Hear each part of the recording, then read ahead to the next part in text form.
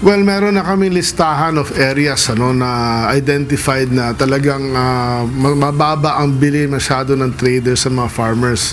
May 32 lugar sa Luzon ang iniimbestigahan na ng Department of Agriculture kung saan may nangyayaring umanong pananamantala ng rice traders sa mga magsasaka.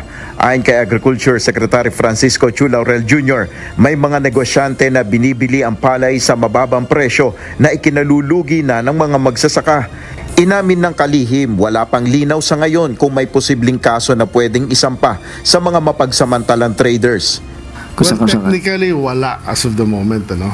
Pero siyempre, maghahanap kami ng paraan na legally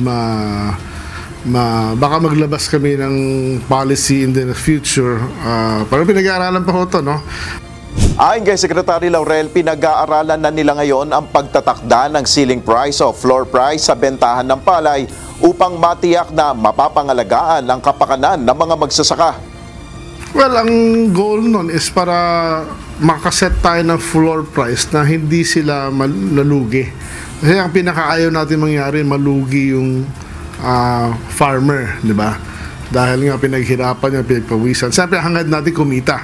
Yun ang pinakamaganda. Pero kung sakaling due to adverse conditions or situations, meron pa ring floor price para hindi...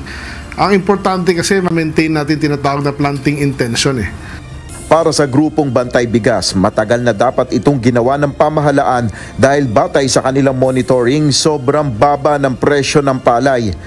Dapat matagal nang ginawa yan, no?